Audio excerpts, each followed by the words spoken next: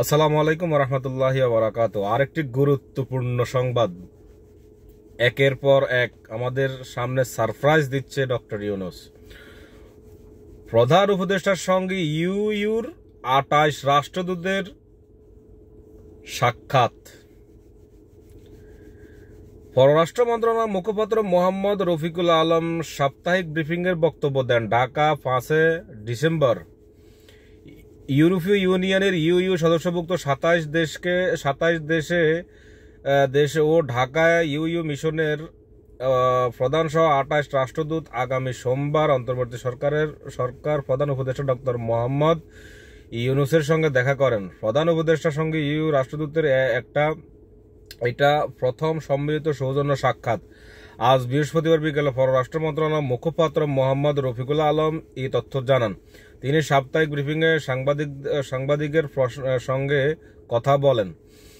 রফিকুল আলম বলেন, ৯ ডিসেম্বরের প্রধান উপদেষ্টার সঙ্গে ইউইউর ২৭টি দেশের রাষ্ট্রদূত, ২০ জন অনাভাসী রাষ্ট্রদূত সহ এবং ইউইউর রাষ্ট্রদূত সহ মোট ২৮ জন কূটনীতিক সম্মিলিতভাবে বৈঠক করবেন বলে আশা প্রকাশ করা যাচ্ছে। ইউইউর সব সদস্য রাষ্ট্রের রাষ্ট্রদূত একত্র হয়ে সরকার প্রধানের সঙ্গে আলোচনার উদ্যোগটি এবারই প্রথম। এই উদ্যোগ বাংলাদেশ ও ইউইউর সম্পর্কে আরো সুসংগত করবে বলে আশা করা যাচ্ছে। মুখপাত্র বলেন, আসন্ন বৈঠকে বাংলাদেশের সঙ্গে ইউইউভুক্ত সদস্য রাষ্ট্রগুলো এবং ইউইউর সঙ্গে দ্বিপক্ষীয় সম্পর্কের সার্বিক আলোচনা, সহযোগিতা ও নতুন সম্ভাবনাময় ক্ষেত্রে এলডিসি উত্তরণ, পরিবর্তিত জিএসপি প্লাস বাণিজ্য সুবিধা, জলবায়ু পরিবর্তন, সৃষ্ট অস্তিত্ব সংকট মোকাবেলা, দ্রুত রোহিঙ্গা প্রত্যাবাসন বাস্তবায়ন এবং সর্বোপরি একটি টেকসই ভবিষ্যৎ বিনির্মাণের উভয়ের অঙ্গীকার ও করণীয় সম্পর্কে আলোচনা হওয়ার সম্ভাবনা রয়েছে।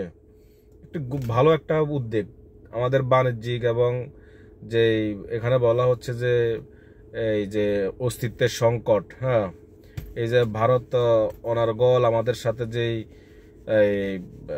শত্রুতাপূর্ণ আচরণ করতেছে, তো আশাবাদী হয়তো এই বিষয়ে যে ৯ তারিখে যে ইউইউভুক্ত যে সদস্যদের ২৮টি দেশের যে রাষ্ট্রদূতরা আছে তাদের সাথে আশা করি এই বিষয় নিয়ে ডক্টর ইউনূস খুব জোরালোভাবে পদক্ষেপ করবে এবং কি ভারতের অপপ্রচারের বিরুদ্ধে, এই হুমকি ধুমকির বিরুদ্ধে তাদেরকে একটা হয়তো স্টেটমেন্ট দেওয়ার কথা হয়তো বলতে পারেন। এটা আমরা আশা করি, এটাই অনেক প্রায়োরিটি হবে।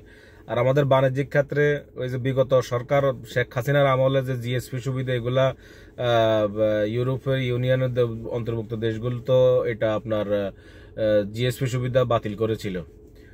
তো এখন তো আর সেই স্বৈরাচার নাই, এখন তো নতুন সরকার। আশা করি যে আমাদের বাণিজ্যিক আগের রূপে ফিরে আসবে এবং আমরা অনেক সুবিধা পাব। যাই হোক দর্শক, তো ঠিক আছে, দেখা যাক ৯ তারিখে কি নিউজ আসে, সেটা পরবর্তীতে আপনাদেরকে জানাবো। তো ঠিক আছে দর্শক, ভালো থাকবেন।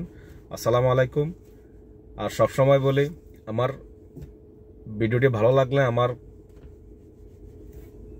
ইউটিউব চ্যানেলটাকে সাবস্ক্রাইব করুন এবং লাইক শেয়ার দিয়ে পাশে থাকুন। আসসালামু আলাইকুম রহমতুল্লাহি ওয়া বারাকাতুহু।